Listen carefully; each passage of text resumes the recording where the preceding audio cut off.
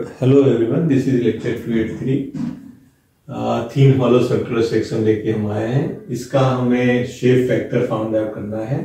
तो सपोज करिए डी इसका एक्सटर्नल डाया है और स्मॉल डी इसका इंटरनल डाया में है और टी इसकी थिकनेस है। तो एक्सटर्नल डाया क्या हो जाएगा, डी माइनस 2t के बराबर हो जाएगा। अगर हम प्लास्टिक मॉडुलस फाइंड आउट करना चाहते हैं तो हमने पहले देखा था कि डी क्यूब बाई 6 होता है अगर सर्किल का, तो इसलिए इसका हमने D cube 6 minus small D cube by 6 कर दिया है, जो पहले हमने पिछले लेक्चर में दिया था। तो प्लास्टिक मॉडुलस अगर सर्कुलर है तो डी क्यूब बाई 6 होता है, इसलिए D cube 6 minus D cube 6 हो गया स्मॉल। तो यहाँ पर D cube 6 minus D minus 2 का होल क्यूब डिवाइडेड बाई 6। तो ये अगर इसका होल क्यूब निकाले तो हमने ये फार्मूला यूज किया है। तो a cube minus b cube minus 3ab square a square b plus 3b square a. तो यहाँ पर ये हुआ d cube minus 8t cube minus 3d square into 2t into 2t का होल स्क्वायर इंटू डी। तो इसको simplify किया है तो D cube minus D cube plus 8t cube minus minus करने पर ये साइन चेंज हो गए हैं। और यहाँ पर हमारा आया है 8t cube 6d square into T minus 12t square D. नीचे 6 से डिवाइड करना जरूर है, ये टोटल जो है 6 से आपका डिवाइड करना है। तो यहाँ पर आप देखोगे टी क्यूब और टी स्क्वायर दोनों को निगलेक्ट किया है। तो नाउ टी क्यूब और टी स्क्वायर निगलेक्टेड है, तो इसलिए यहाँ पर आपका वैल्यू आ जाएगी 6d square T divided by 6, ये हो जाएगा d स्क्वायर टी। तो आपका जेड जो होगा वो आपका हो जाएगा d स्क्वायर इंटू टी। ठीक है, इतना समझ में आ गया आपको ये चीजें। अब हमने क्या किया है, हम यहाँ पर जेडी निकालना है। तो जेडी निकालने के लिए क्या करेंगे, पाई d4 by 64 minus pi small d4 by 64 divided by, यहां से ये जो है आपका d/2 होगा, तो ये d/2 से डिवाइड कर दिया हमने। तो d/2 से डिवाइड कर दिया तो ये पाई d cube by 32 minus pi d minus 24 divide by 32d हो गया। पाई बाई 32 बाहर कर दिया तो d4 माइनस d माइनस 2 का होल टू द पावर 4 हो गया।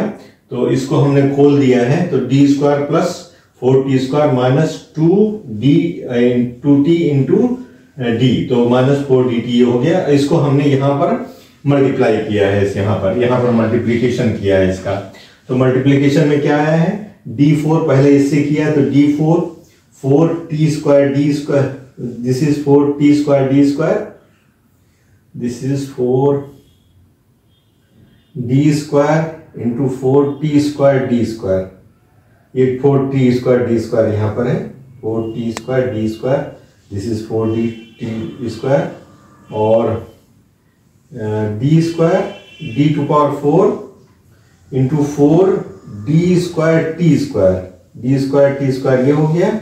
और this minus 4d cube t, ये मल्टीप्लीकेशन यहाँ पर किया हमने। d से d स्क्वायर से मल्टीप्लाई d4 यहाँ हो गया और फिर 4t square d square minus 4 d cube t, ये हो गया पहला वाला पोर्शन, ये हो गया फर्स्ट d से जब निकाल किया। दूसरा हमने किया है 4t स्क्वायर से, तो 4t square plus t square d square plus 16t to the power 4 minus 6t dt cube.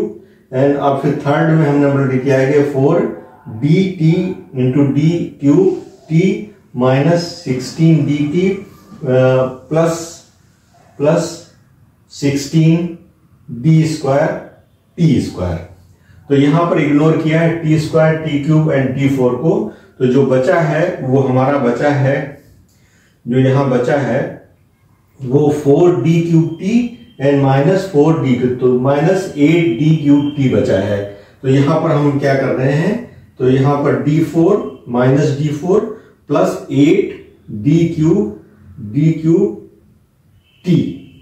t यहां पर ले आए हैं। इसको सिंपलाइज करके ये वैल्यू हम ले आए हैं। तो d क्यूब d4 कट जाएगा और यहां पर हमारा बचेगा, this is your D4 cut जाएगा, तो हमारा बच रहा है दिस इज योर, यहां से ये चीजें वहां से निकाल के लाए हैं हम लोग, यहां से लेके आए हैं इधर और इसको यहां सिंप्लीफाई कर दिया है, तो ये हो गया आपका D4 माइनस ये dt, यहां पर करके माइनस माइनस प्लस हो गया, तो यहां पर आ गया π/32 AD³ divided by 4 divided by 32, तो this is πd² t/4, πd² t into 4, ये आपका आ गया।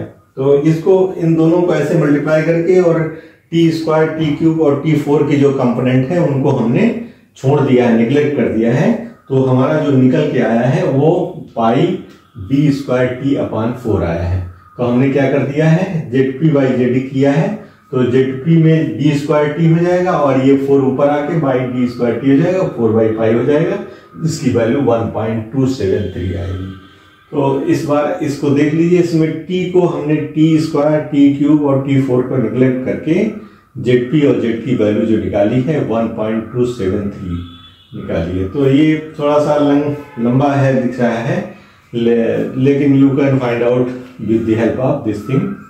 So this Zp/Zd is nothing, this is 1.273.